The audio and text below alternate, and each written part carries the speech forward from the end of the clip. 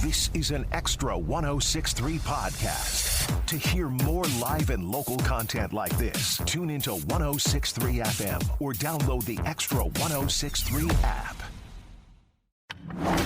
Extra 106.3 and a Second Chance Bail Bonds are proud to bring you Justice Unfiltered. Real conversations with real people from every side of the justice system. From the latest in law and order to the voices of those impacted, changed, and working to make a difference. This is where truth meets transformation.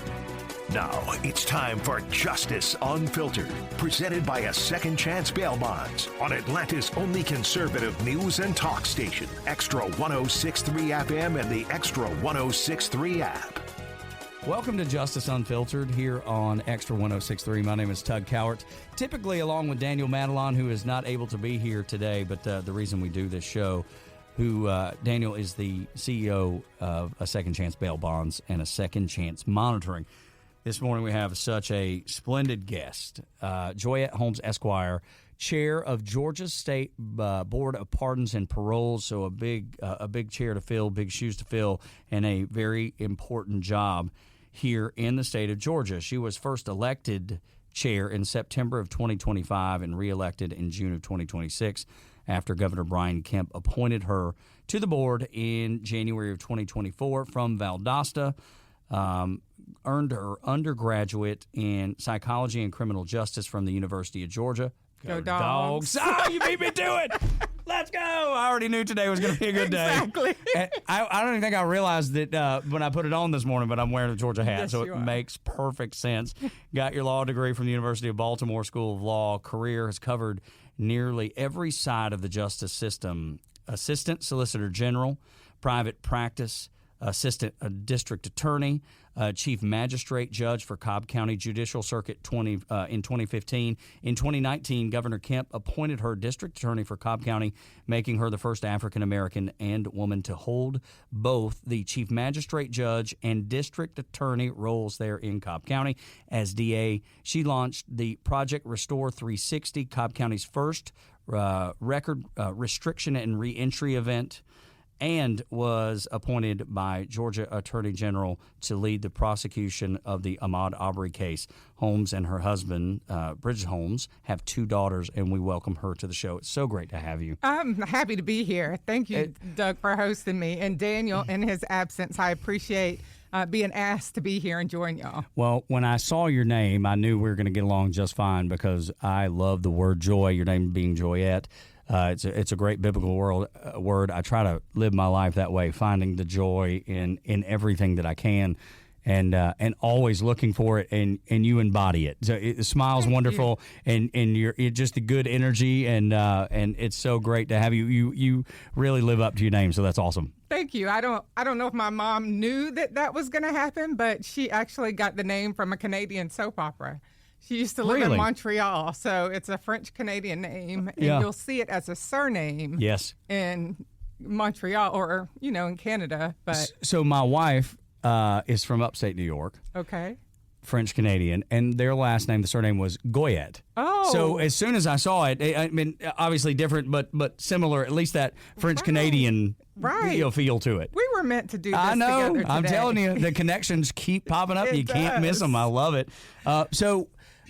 Let's start where it all began, and just talking about holding every role in Georgia's judicial system, from defending clients to prosecuting cases, sitting on the bench, and has broken barriers at almost every step.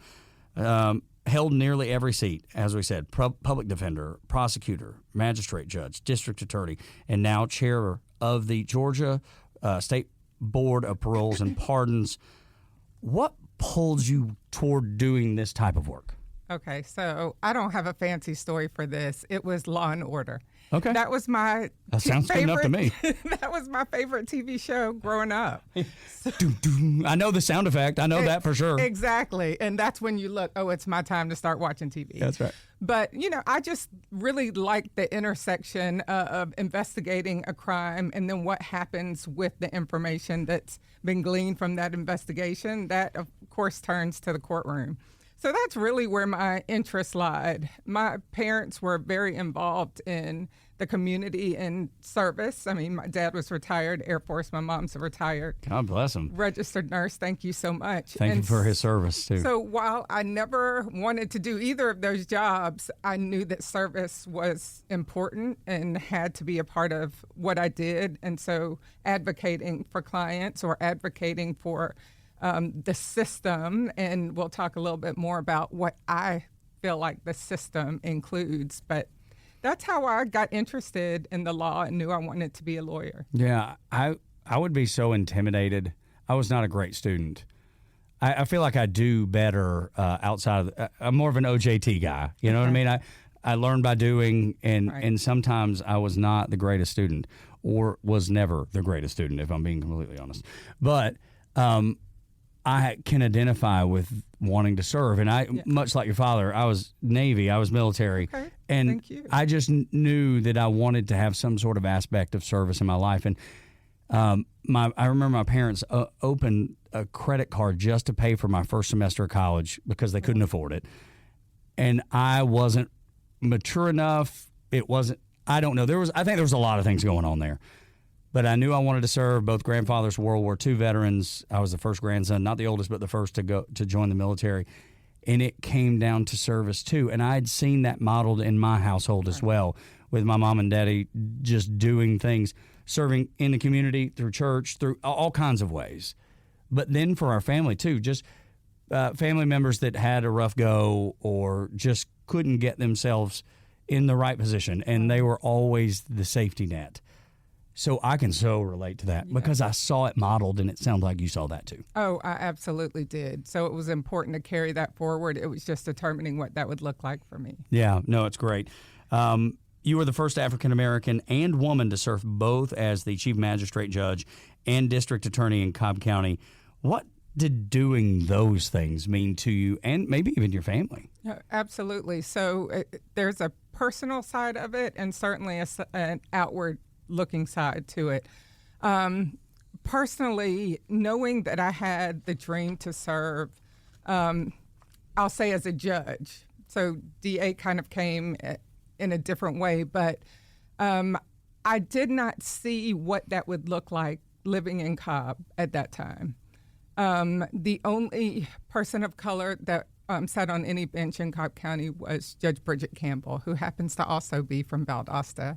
I didn't know. Valdosta's just representing today. I mean, it's Wintersville, USA, right. title yes, it town. Is. Come on. Why not? Well, they are, though. Yes. That high school program down there. I went to Valdosta High School. Yeah. So that's if I'm not mistaken, that's the most successful high school, maybe even the country. Yeah. Absolutely. That's right. Yep. Most state championships. Most wins, or the winningest high school is the way that they put it. The only in other America. Football team who has more wins is the University of Michigan. Holy so it's not even a high school team. Yeah, it's not even a conversation. Okay, I digress. I'm I very think it's proud great. of my hometown. As you should be. Tell. Coach Curry Smart, I think he's from Bainbridge. But yes, they have a good history too. And absolutely. Then though, I think he coached at Valdosta for a while. At Valdosta State. At Valdosta State, yeah. That's right. That's right. Yeah. Look at you knowing your South a little bit. Georgia Well, a little bit, not enough. Not you had to correct me on some of it, but I know it exists, and I know the success down there. Do you think that just because of the success you saw around you showed you that anything's possible? No, I absolutely believe that. So I was at Valdosta High under Coach Hyder. And one of the things that he would always say is, oh my gosh, I can't believe I'm forgetting Coach Hyder's. He had I'm sure he just never quit. And it's posted still on the high school walls. I love that. Because Coach Hyder just believed that, you may stumble one day. And so if you quit in that stumble, then the answer is going to be no for what you try in life. You're not going to have that success or win because you decided that it wasn't worth continuing to go. So never quit. I absolutely believe that has guided me in a sense that I have seen a lot of losses throughout my career trying to invest in what was next for me. But I know that my journey is more about a mission. It's not about the position that I sit in. So as long as I continue to move forward in that mission, then I'll be successful regardless of what the stumbling blocks were or the obstacles. I love it. My mama used to say, you never fail unless you quit. Right. And she used to say it with regularity because she wanted us.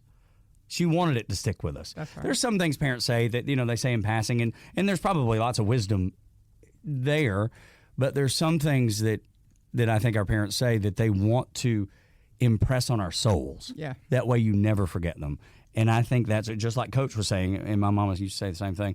And then she would come back with, even if you try and you completely fail, if you completely mess up, the things you'll learn on that path will teach you more than you ever will learn, even sometimes when you succeed. And it didn't make sense for a long time, Joyette. It does now. Oh, absolutely. And I'll certainly get back to the importance of being the first. Sure. But the first time I ran for judge, there were 4 other people in the race. I finished the race 5th. So, if you want to talk about what people will see as a failure, that might be it. But the things that I thought I knew about my community, the things I thought I knew about service as a judge, I didn't know. But that process gave me the opportunity to learn more about my community, what was out there, how, if I had the opportunity to serve, that I could use that information to better the service in the community. So your mom was absolutely right. I'm grateful for those lessons that I had around me. And so even though I did not see someone who looked like me, whose life experience was mine, sitting on the bench in Cobb County, there were people who saw me in that space because of the work that I did representing my clients or serving as an assistant prosecutor. Which led me to being named Chief Magistrate Judge. The outpouring of love from our local community and beyond was amazing. And while it was an achievement for me, and I'm grateful for it, I don't minimize what it meant for me. I knew that there were young women who were looking to serve in the ways that I was serving who could see it. Yeah, sure. And so being in the role, leaving the role, what was important was that people knew that it was a possibility for them and that they would not, not try because it seemed like an uphill that you would never get across. And it's not necessarily because one for one, it's going to make a difference for the people that we're serving, but perspective is important. And if you don't have people in spaces with different perspectives, you're always going to have the same outcomes. And so it was important from a global perspective just to have that different look, because my life experiences have shown me that everybody, even that looks like me, did not have the same life experiences. And I had to take that into account sitting on the bench and making decisions that while that wasn't my experience, it's somebody else's. And how do we meet the ends we want to meet, knowing and understanding that? Such a great story, and we will continue talking about it here on Justice Unfiltered. Daniel Matalon of A Second Chance Bail Bonds, of course, the reason that we do this show, talking to Joyette Holmes. And she is the chair of Georgia State Board of Pardons and Paroles. When we come back, I'm going to talk about somebody that saw something in you, and that is the man that holds the highest office in the state of Georgia, and Brian Kemp. I'd love to ask you about that relationship with him, because he's been a wonderful governor and has been very successful here in the state. And then to talk about being the second African-American woman to ever hold the seat that you sit in now. Some of those questions and more discussion just about Joyette and the perspectives that she has on life in general. A fun, a joyful conversation, if you will, this morning on Justice Unfiltered on Extra 106.3. This is Justice Unfiltered, presented by A Second Chance Bail Bonds on Extra 106.3 FM and the Extra app. Welcome back to Justice Unfiltered on Extra 106.3 with Daniel Matalon of a Second Chance Bail Bonds and a Second Chance Monitoring. The reason we do this show, highlighting great things going on in our community, great folks that are a part of our community. And Daniel, unable to be here today. My name is Tug Cowart, hosting with our guest, Joyette Holmes, the chair of the Georgia State Board of Pardons and Paroles. You can find her on social media at Joyette Marie. Am I right about that? That's correct. That's right. Instagram? Yes. The other platforms too, or just Instagram? Instagram and Facebook. There you go. So at Joyette Marie is where you can find her. When we left off, we were just talking about some of the things that you've done as firsts. And before we get to being only the second African-American woman to chair this board that we're talking about in the Board of Pardons and Parole, I want to talk to you about Brian Kemp. Mm-hmm. He's been an incredibly successful governor of the state of Georgia.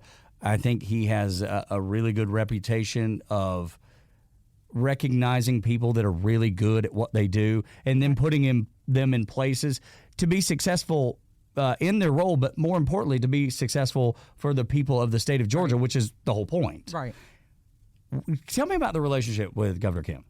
Yeah, so I had met Governor Kemp a number of times as Secretary of State. So in Cobb County, we put on an annual prayer breakfast. Before, when I was still a judge, I was the guest of a law firm that I ended up going to work for at that prayer breakfast, and Governor Kemp, he was Secretary of State at that time, was also a guest at that table. So we had met a couple of times, but I wouldn't say that we knew each other at all.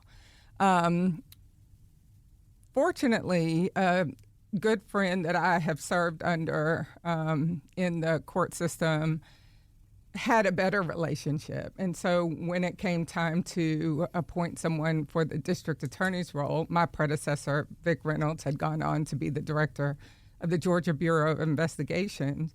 And so my name was brought up as someone who had done work throughout the court system, and based on that would be a good person to serve in that role. So I was blessed to have that conversation, to put my name into the hat with a bunch of other very good extraordinary attorneys. people, I'm sure. Absolutely, to serve in that role. And I'm grateful that he saw in me what it was that would make a good district attorney. And, afterwards he appointed me to the Board of Juvenile Justice, as well as now the Board of Pardons and Parole. So I'm definitely grateful for what he sees as good service to the community, and humbled that I look like that picture. So that's all. It's so funny you use that word humble at the end, because that's what I get from you. That's I can see it. You're so humble in what you do, and you've done extraordinary things and have distinguished yourself. But there's not an arrogance about it. And I'm not saying that all lawyers have that. I don't know. I can only judge the person that I'm sitting in front of. Right. And you wear that humbleness. I don't know if that's the right way to put it, but it's great to have someone in the position that you're in that humbles themselves first, and then how do I help other people? I just think that's a quality that I wish more people had. Thank you. I appreciate you saying that. What I recognize, though, I've been in very important roles that have influence over what the criminal justice system looks like. But what I have recognized in that, and that was a lot of the reason for the Project Restore 360 at that time, was that I know that best practices and work that best serves everybody does not just come from a judge, a district attorney, law enforcement officer. It's got to be a whole community works. Because, yes, law enforcement initiates cases by making arrests. Judges pronounce or DAs decide who gets prosecuted. Judges pronounce sentence. And Board of Pardons and Paroles, we make decisions about release. But if a person comes out of all of those situations with no ability to become employable, no ability to continue education, no ability to find housing and shelter for their families, then the likelihood is that they're going to go right back into the system. So it takes companies and owners to decide, hey, I want to be a partner in this to ensure this person has a better outlook on what comes next. It takes providers of substance abuse treatment and mental health treatment and community services organizations to be a part of what that looks like. It takes a second chance bail bonds who you hear the word bail bonds and you're like, okay, they just help people get out of jail. Right. But they recognize that they've got to be a bigger partner in the community in order that it be a community you want to live, work, and play in. And that's why they started a Second Chance Community Foundation as well, being able to partner with sheriffs or chief of police, fire departments, nonprofits around Metro Atlanta. And it can be anywhere from helping people get that substance abuse care that they need to people raising backpack donations like Sheriff Taylor does. Mm-hmm. You know, and Daniel, I know I can speak for him. I know he's not here, but I can speak for him on this behalf because I know we've had this discussion so many times about just the thing you said. If we create a better environment, we have better outcomes. And if we start a kid off going to school with a backpack and they fit in with every other kid that has a backpack. Right. And I know that sounds insignificant to some people, but it's not. Huge. It's huge. It is. Joyette, it's gigantic. Just feeling like you belong. Yeah. Feeling like you're a part. Feeling like you're supposed to be where you are and you're not looking around going, why does everybody else have XYZ, whatever it is, and I don't? Right. I mean, and especially those young ages. It's a level set because kids will pick out that one thing that makes you different. Absolutely. And it can become a hindrance. It can be something, well, I don't want to deal with that daily, so I'm not going to school. If you have statistics that compare third grade reading levels to the possibility that you will be in prison one day, then something as much as I'm going to say as big as backpack giveaways are important. Yeah, I couldn't agree with you more. And I love the fact that Daniel does that. I love the fact that he's involved that. And he'd be the first to not toot his own horn, so I'll be the person that does it because he's very humble, much like you, very humble in that way. And I love the fact, and I think y'all have this in common. You can tell me what you think. You both understand the significance of the roles that you're in, but are very humble about. You don't wear your status or your job. It's a job you do, and you're proud to do it, and you're happy to do it, and you're doing good for the community. But a lot of people find their identity in jobs, and I don't know that that's always a good thing. No, it's not, and it's more than just the job. I'm a member of a sorority. Absolutely right. People who don't have an identity before becoming a member of a sorority take on, it's almost like tofu, and I don't eat tofu, but people say it takes on the flavor of whatever sauce it's in. And so for people who don't determine who they are going to be before they become whatever it is, as judges, they talk about robitis. As soon as somebody puts on a robe, they act differently. So that spans, and I'm grateful that my presence doesn't reflect that. Yeah, it's so clear to me when unfortunately the opposite way. It's so clear to me when people do. Yeah. You can usually pick it out. That's right. It's usually very clear. What weighs on you the most in your seat? Now only the second African American woman to chair the board. When you accepted that, I know it's something that you probably considered and talked with your family and prayed about. What weighs on you the most now that you do that? I mean, the decision in and of itself. So serving on the board of Pardons and Paroles, and pardons and paroles are two different things. So everything we do is post-conviction. So a person's already been through their court process, whether it's a plea or they've been sentenced after trial. They come into the Department of Corrections or serving a sentence that puts them in the Department of Corrections, not in a local jail or anything like that. And we're making decisions on when to release that person. And that release is typically a shorter time period than what they were sentenced to in court. Of course, that sentence is usually prescribed based on whatever they're convicted of. And so we are telling someone that we believe and trust that what you have done while you have been in custody is sufficient to go back and be a productive citizen. So they're serving that sentence outside of the walls of the Department of Corrections under supervision. We don't have a crystal ball that says this person is absolutely ready and there's not going to be any further offending. And so that is stressful. That weighs. But you also want to have positive second chances for people who are no longer going to choose to live their life the way that they did that brought them into the system. So weighing what that looks like, having enough information to make those determinations and feel comfortable, that's a little heavy.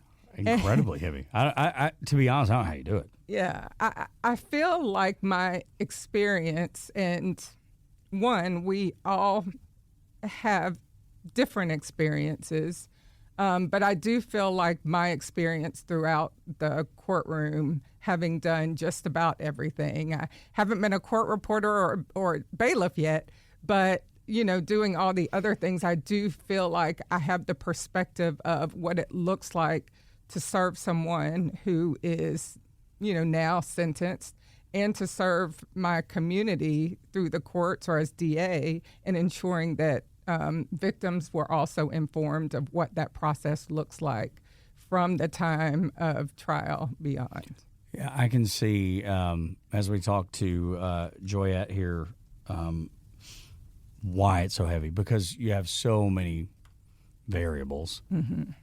You brought up the victim, like how does it affect them, right? And then, but then there's a human being, a person that, are they going to benefit from this second chance? And I have no idea what the statistics are, but you always want to give people the benefit of the doubt. At least I do. I've been raised that way.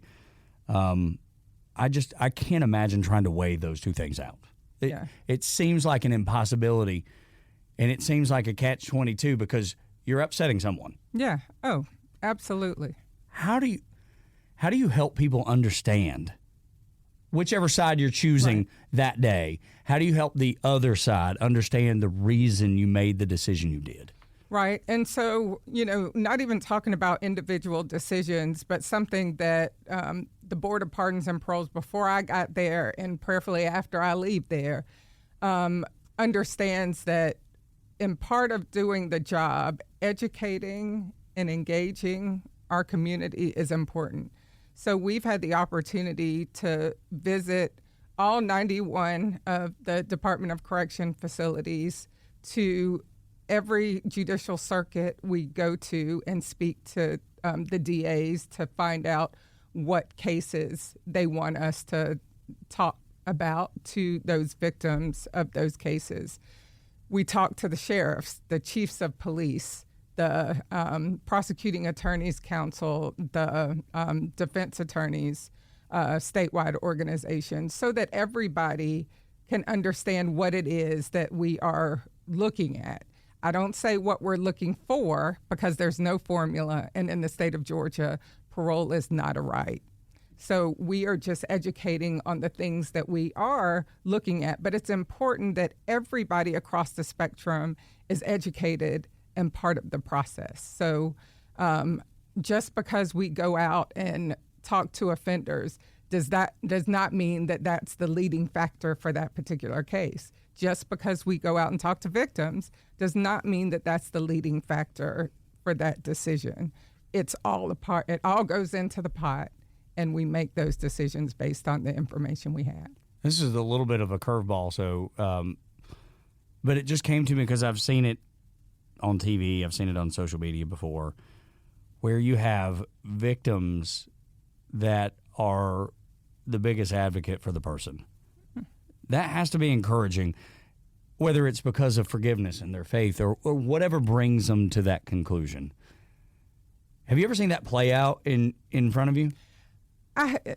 Not as much in front of me for cases that I've handled on the board, but we had the opportunity to travel to New Orleans this year for the Association of Paroling Authorities International annual conference.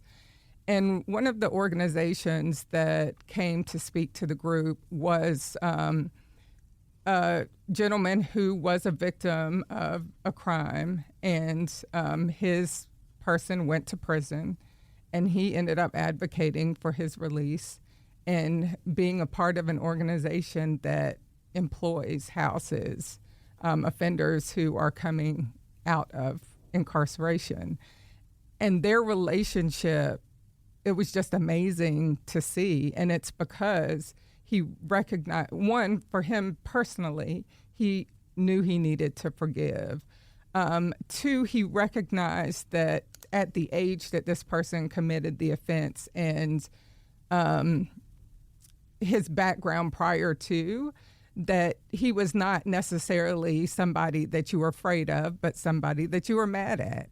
And so being mad does not, should not require someone to never become a part of society and the community that you serve. And so he works alongside him now that he's been released, and they have a wonderful relationship. So special. Yeah. And I'm always looking for the silver lining in life, and that seems like a story that we're provided. And I would say forgiveness is as beneficial for you as the person that is giving their forgiveness as it is the person that's receiving the forgiveness. Right. And forgiveness does not necessarily equate, I feel like that person, should get out yet.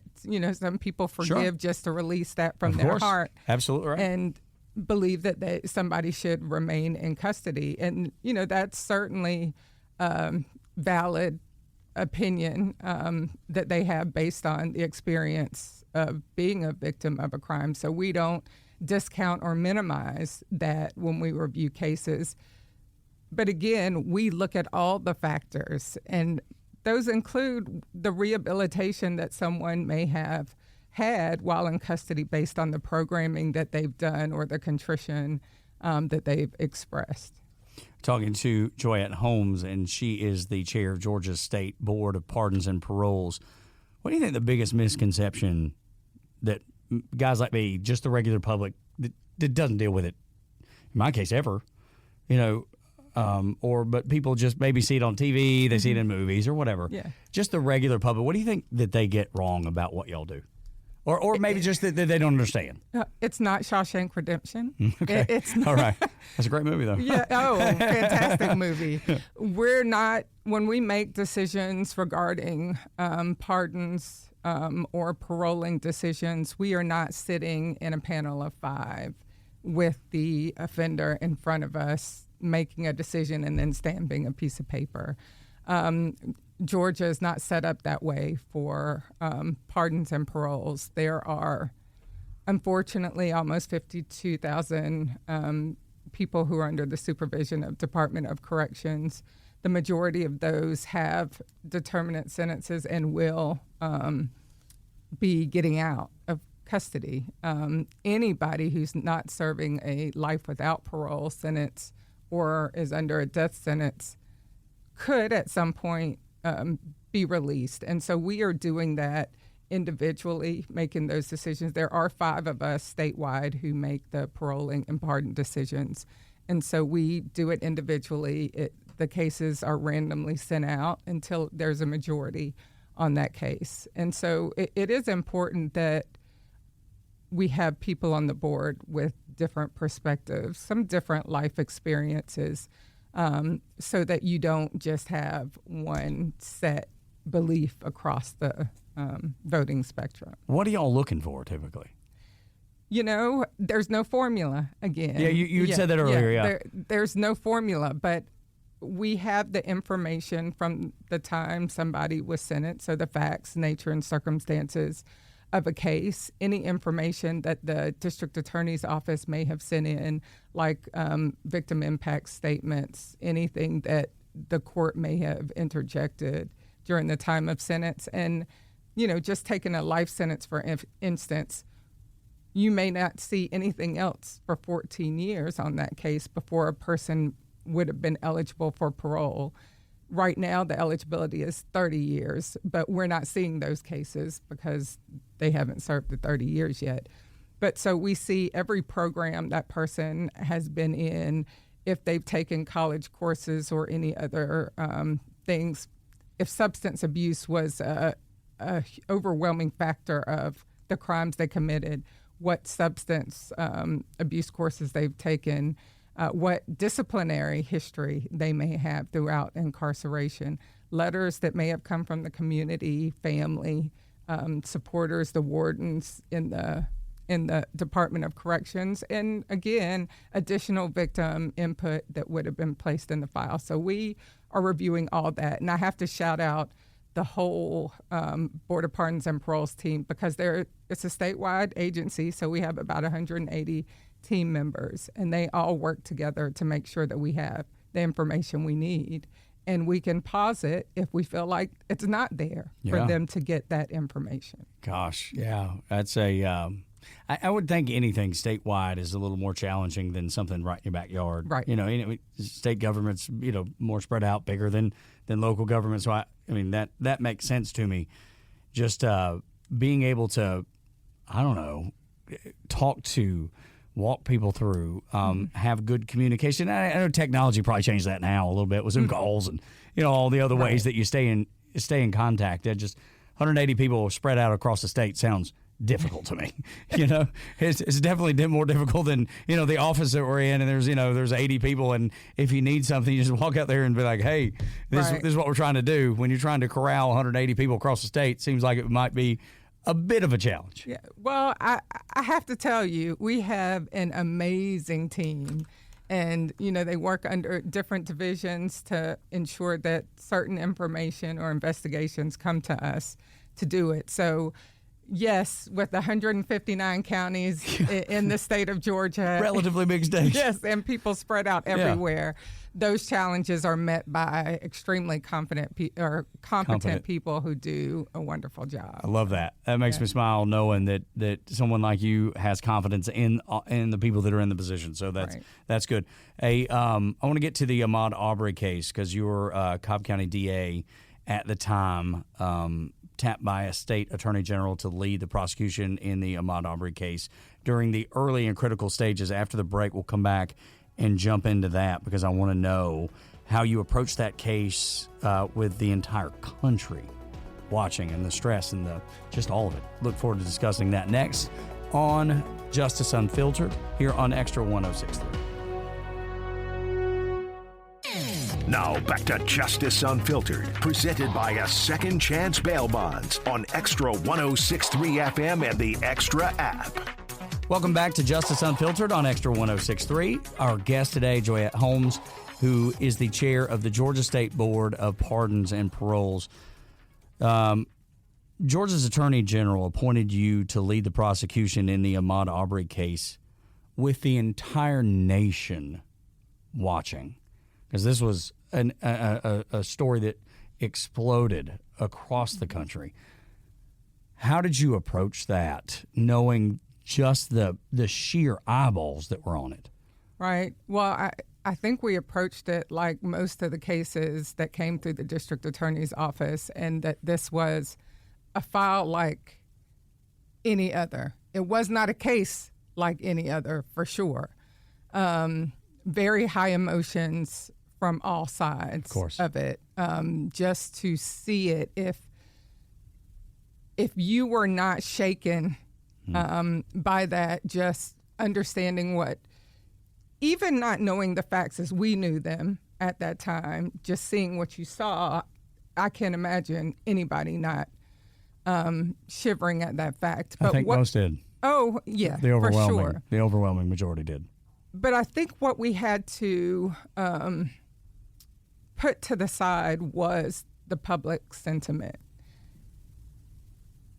We knew, how enraged everybody was, but we could not make prosecuting decisions based on that public sentiment. So if I'm hearing this, you have to remove the emotion. You do, absolutely, because if you make decisions to charge people and offenses based on the public, that's going to create a situation where you're not going to be successful, because what we are deciding is whether we can prove a case beyond a reasonable doubt. So we are prosecuting the people and the offenses that we believe a jury would be able to find guilt. And that's the way we indicted the case. Public sentiment might have had us indict more people and other charges. I think prosecutions where it seems obvious what the outcome should be, and it's not, happen because there's more concern about everybody else and not the case. What we knew in the district attorney's office was that this family did not need to be disappointed again, because so much happened before we got the case that was unimaginable, in my opinion. And so getting it right was important. While I did not have the opportunity to work the case to the end because I was no longer in the district attorney's office, I am grateful that the team we had in place at that time charged the case appropriately, such that it set up the next team to have success with the jury. Have you ever been a part of anything like that before? I have not. That was when I got the call from the Attorney General, it was like, okay, I've got to digest this, because I'm at that point seeing the coverage just like everybody else as a citizen. Just as a citizen and a mother, you know, who could not imagine that happening to her child. And so I was not even in the frame that this might be a case that we would handle. The, Attorney General Carr gave me an opportunity to think about it and talk to those that I knew would be working on it if we did it. We decided as a team that would be, that we could handle it. There were some that were, I would say, politicking for the case. And that just wasn't the way that we went about making the decision. And we could have said no, but we had the team that could get it done. And so it was not responsible to say no. And I'm just grateful that for Ms. Wanda Cooper and Mr. Aubrey, who, you know, dealt with the loss of their child, that they were able to see justice while that doesn't fill the hole. Ever. And I haven't had as much communication with Mr. Aubrey, but I would, Miss Wanda, Miss Cooper Jones, when I tell you she is the strongest person that I have spoken to or been around, I'm not really sure how she did it. But again, I'm just grateful that we went about it the way that we did, and I think that has a lot to do with why there was success at the end of that case. Can I ask you about Chris Carr? Yes. Because he's a friend of the show. We've had him on so many times, from just the morning show that I host on Extra through the Justice Unfiltered, and he's a pretty extraordinary guy too. I know he ran for governor, and that, you know, that he didn't make it through the primary, but I don't want that to be the lasting memory of Chris Carr, because I think he's a good fella. I think he's a good man. I think he's a good prosecutor. I think he was a great AG for the state of Georgia. What do you think about, know about? What's your... Yeah. Well, I tell you, I think we had a very good relationship of respect professionally and personally. Yeah. Our office would have to deal with his team whenever there were conflicts in other jurisdictions. And so that happened all the time. It just wasn't on that scale. Our office had always had great professional relationship. We've had the opportunity just to speak one-on-one, and I've always appreciated those conversations. Likewise, his office is our counsel at the Board of Pardons and Paroles, so grateful for his leadership in that, so that we can do what we need to do and do it the right way. So you felt a good relationship there, a good rapport. Yeah, absolutely. Because during that case, he would come on, and obviously he couldn't talk about details. I mean, you know better than even I do, you know, of the things that he could and couldn't talk about. Yeah. But I think he tried to be very vocal in the, here's what's happening, here's why it's happening. I felt like he gave us good insight as much as he could to what was happening down in South Georgia. For people up here that only got the news, they only got the thumbnail of what's going on, and the news, fortunately, I guess unfortunately, isn't always about telling you what's really happening. Is how do I keep people watching longer? I know people don't realize that a lot, but that's the goal of the news. How do we keep people watching longer? That's the work. That's fair. That's what it is. That's fair. Now, are there good information that come out of it? Absolutely. Yeah. But I felt more satisfied that he was coming on being the head lawyer of the state of Georgia and giving our audience, okay, here's what's happening and here's why.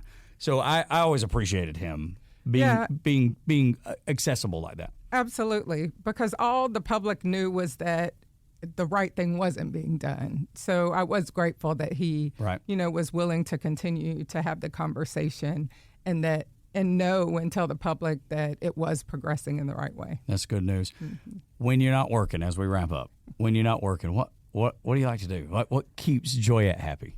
You know what? I've always said that I was going to come up with a better answer for this. I don't have a good answer. I do love to travel. That's a great answer. I do love to travel. Can't do that all the time. I have gotten back to doing puzzles. They just release my mind of all the other My thoughts. wife and son do them all the time together. And now, I say all the time together. He's a rising senior in college, so we don't get to do as much. Right. But every Christmas, that's their thing. And I don't even participate. Okay. I'll just watch it from afar. Right. They've been doing it since he was a young boy, and still at 22, still that's their enjoyment. Well, so I understand. Yes, I've seen it play out. It allows you just to release and not think of, the other things that are going on. So those are a couple of the things that I do. Where do you want to travel to? Like, where's the bucket list? Oh, gosh. Over the weekend, we're just talking about the overwater bungalows in Tahiti or Bora Bora. I mean, I'd love to do amazing. That. We just did my husband and I celebrate our 25th wedding anniversary this year. My wife and I, too. Oh, look at there. Yep. Commonalities keep popping up. So, all through the show. Yeah, so we did 2 weeks around the Mediterranean. Love it. When I was in the Navy, I went to a lot of I went all over the Med when I was in the military. My gosh. Stunning. It was so nice. But I want to visit Africa. I'm hoping we're going to do that next year. But the overwater bungalow in Bora Bora is That's amazing. Yes. And I hope you get there one day. Thank you. Joyette, it's a pleasure. And you are a joy. You live up to your name. Thank you so much. This has been great. Thank you for having me. Yes, ma'am. You're always welcome. I hope you'll come back and see us soon. For Daniel Matalon, I'm Tug Cowart. This is Justice Unfiltered, brought to you by Second Chance Bail Bonds and a Second Chance Monitoring on Extra 106.3.